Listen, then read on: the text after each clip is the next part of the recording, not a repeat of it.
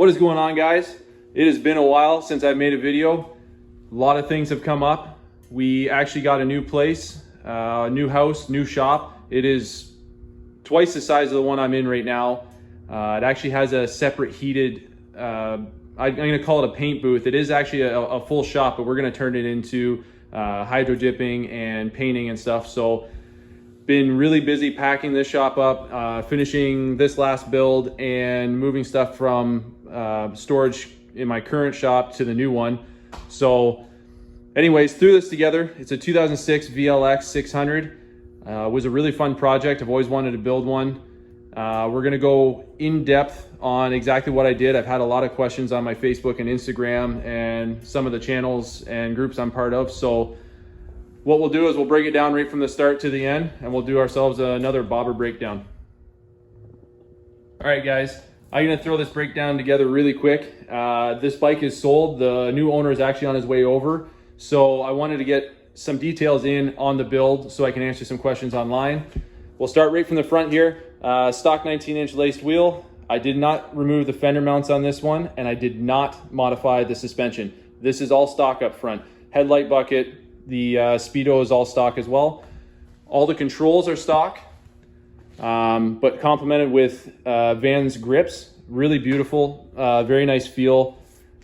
Definitely suggest these grips. I will be using them on future builds, and for the money, they're actually, I think they're about 25 bucks Canadian. So the money on them is really worth it.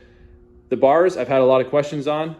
These are a 10-inch rise. I hand built these ones. I used bevel cuts in the bottom corners and then just slapped the bar right across. This is 1-inch Dom with an 095 wall. Once I got the bars tacked up, I ended up putting the controls on, finding out where I wanted them, and cutting roughly 2 inches off either side to bring it as narrow as possible. Just so you can see from the back, it fits basically with the pegs on the front side. So everything's kept streamlined and in line, very narrow. From there, we have the stock tank, stock breather. We modified the stock pipes. I love the look of them. They were long and skinny, just like the rest of the bike. So a simple hole saw, removed all the guts, got a really nice sound out of it. This is a online order LED brake light. I made up the bracket to hold it, and I axle mounted this one. And then I used part of the stock wiring and loomed it in with this. I solder all my wires. I don't do any of that, you know, wrapping wires together and holding with tape. So everything's soldered and shrink wrapped underneath here, and then watertight with between the shrink wrap and the tubing. The seat pan I've had a lot of questions about. I get this from a guy in London, Ontario, Chop Shop Industries. This is the tuck and roll seat, very similar to the red one that he supplied me for the last build. He makes these hinges as well. These are weld on.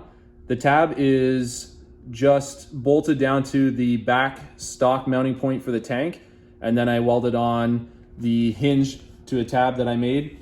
And from there, this is a 1/4-inch tab that goes across that holds the springs, and they sit right in there. They're nice and secure. There's no movement. These are 2-inch springs on the bottom of the seat. And I had a lot of questions about the rear suspension. Well, there is none. This is my famous I think it's 1.25 square aluminum. And all I did was took the measurements, which are slightly different than the V-Star, and I lowered this thing as low as I could get it without having any rub issues. The rear fender is the stock front fender cut in half. And then I simply just shaped a piece of steel, thick plate, and drilled 2 holes evenly, welded an L-shaped tab, and then welded it to the top of the original spring perch on the back side. Gave it a nice paint job, and there she be. All right, guys, this is gonna be the last build in this shop. It'll be a couple weeks before I get the next video up for the next build, which is another V-Star, but I am gonna go look at another VLX. This guy's gonna be here any minute to pick up his new bike. And from there, we'll just get right back into building, hopefully break it down into smaller videos again and show you guys exactly how to do things. But thanks for tuning in. I'll catch you guys next time.